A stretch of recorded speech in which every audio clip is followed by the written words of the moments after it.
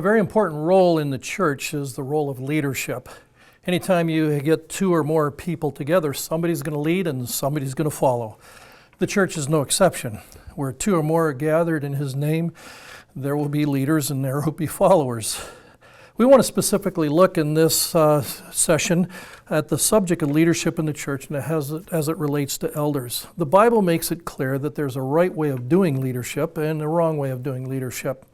I direct your attention to 1 Samuel chapter 8, verses 5 to 7. It's the story of Saul, the first king of Israel, and it should be a warning to us against doing leadership in a worldly kind of way or in a way that just seems right to us. The scripture says, quoting the people of Israel during the time of Judges at the very end, they say, "Now appoint for us," they're speaking to Samuel, "they appoint for us a king to judge us like all the nations." But the thing displeased Samuel when they said, "Give us a king to judge us." And Samuel prayed to the Lord, and the Lord said to Samuel, "Obey the voice of the people in all that they say to you, for they have not rejected you, but they have rejected me from being king over them." It's pretty easy to see on the surface, everybody recognizes this, even in children's Sunday school class, that they wanted a king, but for the wrong reasons. They wanted to be like everybody else. Proverbs warns us that leadership, like many things, is not just about doing what's best. Proverbs 14:12 says, "There's a way that seems right to a man, but its end is the way of death." There are many churches today that have good organizational leadership, but they're spiritually dead. It seemed right to them. They copied, in many cases, they copied management and leadership principles from the world. Their meetings may be all on time, their staff is well organized, and they gather people to work together like, as they say, a well-oiled machine. They build large church buildings, lots of volunteers knowing where they fit in. Physical and emotional needs are being met, social needs are being addressed in many sorts, but the question arises, are they alive or are they dead spiritually? Or are they just a well-organized pseudo-spiritual or social club? In the church, we need spiritual leadership.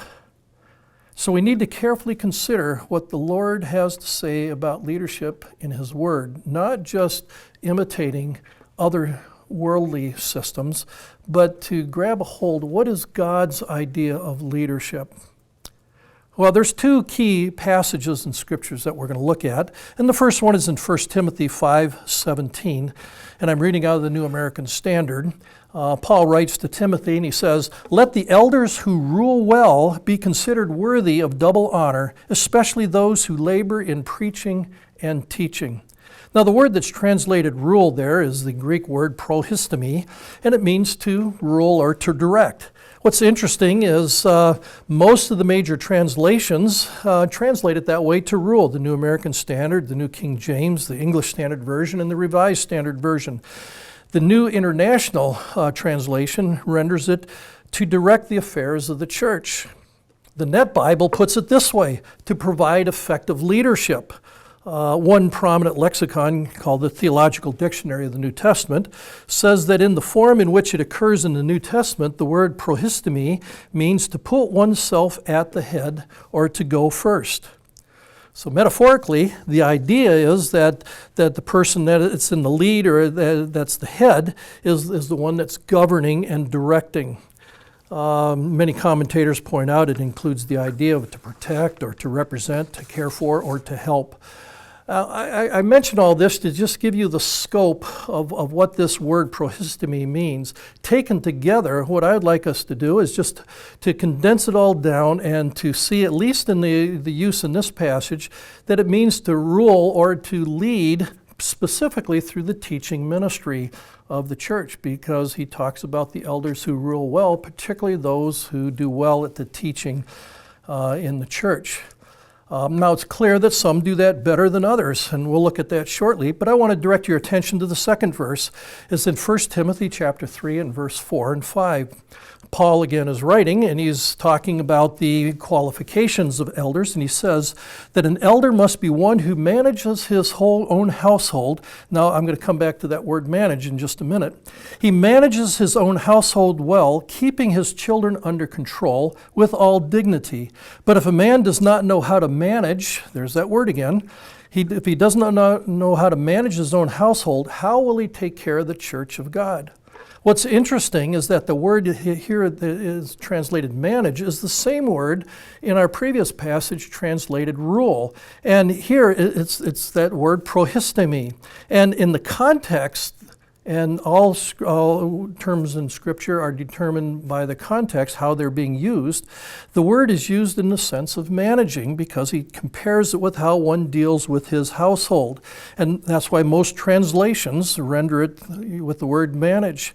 Clearly, the idea is that an elder's leadership includes not simply ruling or governing, but also in terms of managing the church.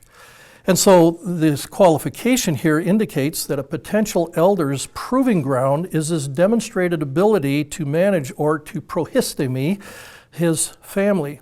If he is faithful in leading his own household, the smaller group, then this is a good indication of his ability to lead or manage the larger group, the church. So I conclude from these two verses that elders are not simply trustees of the church, nor do they just sit on the board and make decisions, as they do in many churches. They are certainly not Christian versions of the Sanhedrin, that they just get to rule any way they want. And they're certainly not to simply be a rubber stamp for the pastor. The elders are to rule and to manage the church. These are real positions of responsibility. Now we're going to take those two concepts of ruling and managing and put them into one package, and we're going to call that leadership. It's just a simple way to bring all those things together. And we're going to come back to these in a little bit, but I want to, before we talk any more about the specific role of leading, we need to establish what Jesus talked about as a new paradigm for being a leader. Whatever a leader does, according to Jesus, he is to be a servant because all Christians are to serve. Leaders are not exempt from the fundamental principle found in the Gospel of Luke, chapter 22. In verse 25, Jesus said to them, "The kings of the Gentiles lord it over them, and those who have authority over them are called benefactors. But it is not this way with you, but the one who is the greatest among you must become like the youngest, and the leader like the servant." Biblical eldership is whatever else it is. Biblical leadership is being a servant. We lead because we have a keen, profound sense of being a servant to others, and we serve them by providing leadership. Now the goal is humbly serving them. A friend of mine, Bob Deffenbaugh, who you know from other selections in our curriculum, I like the way he put it. He says, serving is not a path to the top, it is the top. Whatever leadership means, it's preeminently to humbly serve God's people. It's not giving lip service with a superficial veneer or just a simple euphemism for just whatever we want to do. I remember one fellow used to always refer to himself as, "I'm your humble servant." And I found myself saying, it's so easy to say that, but is one really serving? If I was to serve somebody and to wash their feet and to do it the way Jesus, it wouldn't be serving them if I first required them to take a bath and anoint their feet with a nice smelling perfume, and then I wash their feet. That's not service.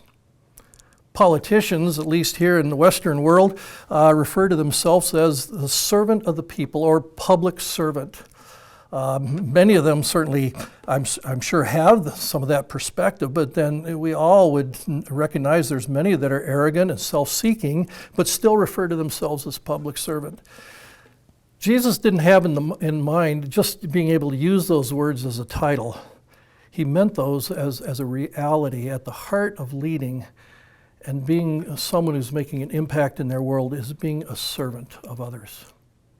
I'm reminded of the humorous story of a godly man who was kneeling at the altar, and he was humbly praying and pouring his heart out to God. And a young man, seminary-trained individual, came and noticed him, and he was overcome with this sense of humility, and he found himself falling on his knees right next to the older man, praying humbly and contritely to the Lord. Well, in walks the church janitor, and he sees this, and he too was overcome with conviction. He falls down on his knees with the first two, pouring his heart out humbly before the Lord.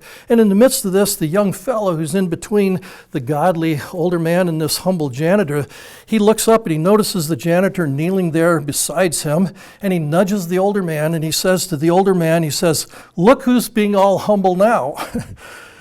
Humble servanthood, though, doesn't stroke the ego. It doesn't build up our pride. There's another saying that I like, and I guess it's convicting. It's the saying, "I don't mind serving others, I just don't like being treated like a servant." You know you're a servant when you start feeling like others are treating you like a servant, and you continue to serve anyway. And when it comes to being a leader among God's people, there's many times you feel that people are taking advantage of you. If you're in it for the ego, you're in it for the stroke it gives you, you're going to wipe out. You're going to fail very quickly. But the true leader, the spiritual leader, understands he's not serving people ultimately, he's serving God. And because he serves God, therefore he can serve people. The supreme example, is it not? It's found in John chapter 13. Jesus took off his outer garments.